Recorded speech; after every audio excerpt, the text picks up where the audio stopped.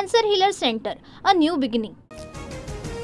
उद्या सकाळी 10 वाजल्यापासून मसाजो ग्रामस्थांचं अन्नत्याग आंदोलन। प्रशासनाने 7 मागण्यांची दखल न घेतल्यास 2 दिवसांनंतर पाणी देखील बंद करण्याचा इशारा।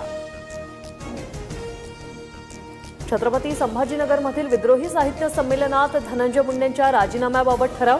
संतोष देशमुख प्रकरणासह सोमनाथ सूर्यवंशी प्रकरणाचा उल्लेख। मसाजोकरांच्या भावनेची तीव्रता बघितल्यास आत्मसन्मान असलेली व्यक्ती त्या पदावर राहणार नाही। मुंडेंच्या राजीनाम्याच्या मागणीवर पवारांचं भाष्य, नैतिकता आणि यांचा संबंध नसल्याची ही टीका। नीलम गोऱ्हेंचं वक्तव्य मूर्खपणाचं। साहित्य संमेलनातील गोऱ्हेंच्या वक्तव्याचा शरद पवारांकडून जोरदार समाचार। गोऱ्हेंना 4 टर्म कशा मिळाल्या सर्वांना माहिती, पवारांचा टोला। नीलम गोऱ्हे विश्वासघातकी, निर्लज्ज बाई, लायकी नसताना 4 वेळा आमदार केला आणि ताटात घाण करून गेली। आरोपांवर उत्तर देताना राऊतांचा संताप। एखाद्या महिलेला निर्लज्ज म्हणताना लाज वाटत नाही का? महिलांचा अपमान करण्याचा अधिकार तुम्हाला नाही। नीलम गोऱ्हेंवरील राऊतांच्या टीकेनंतर शिरसाटांचं प्रत्युत्तर।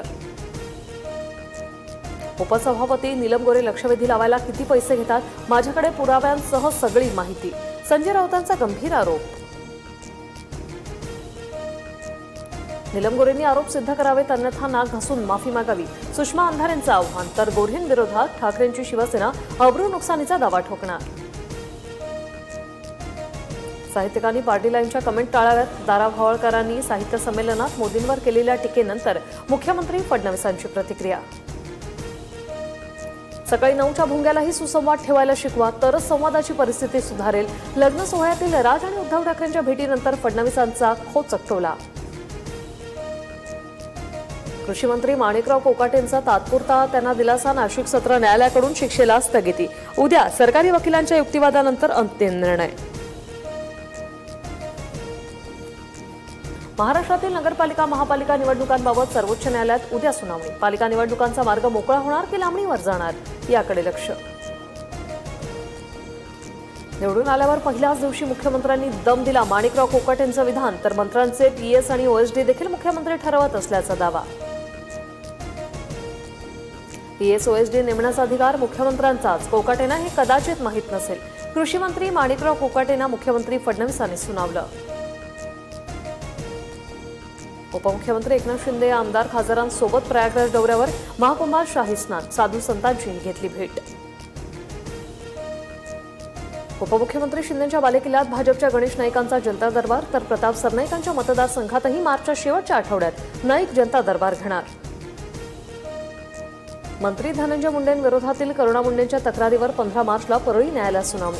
निवडणूक शपथपत्रात अपत्यांबाबत खोटी माहिती सादर केल्याचा करुणा मुंडेंचा आरोप। आरबीआयकडून न्यू इंडिया कोऑपरेटिव्ह बँकेच्या खातेदारांना मोठा दिलासा। खातेधारकांना 27 फेब्रुवारीपासून बँक किंवा एटीएम मधून 25,000 रुपये काढता येणार। पुणे पोलिसांकडून कुख्यात गुंड गजा मानेला अटक। भाजप कार्यकर्त्याला मारहाण प्रकरणी बेड्या। गुंड गजा मानेवर मकोका अंतर्गत कारवाई। देशद्रोही कृत्यांना आळा घालण्यासाठी एआयचा वापर करणार। मत्स्य आणि बंदर विकास मंत्री नितेश राणेंची मोठी घोषणा। फेस रिकॉग्निशन मच्छीमार आणि बोटींची ओळख पटवणार। येत्या नवीन शैक्षणिक वर्षापासून स्कूल बसेससाठी नियमावली लागू करणार। परिवहन मंत्री प्रताप सरनाईकांची घोषणा। निवृत्त परिवहन अधिकारी जितेंद्र पाटलांच्या अध्यक्षतेखाली समिती। राजधानी दिल्लीनंतर मुंबईची हवा विषारी। कर्करोगाचा धोका वाढला। दक्षिण मुंबईसह गोरेगाव, मालाड, बोरिवलीमधील हवा विषारी। मोदींच्या हस्ते पीएम किसान योजनेचा 19वा हप्ता जमा। देशभरातील 9.8 कोटींहून अधिक शेतकऱ्यांना 22,000 कोटी रुपयांहून अधिक रकमेचं थेट हस्तांतरण।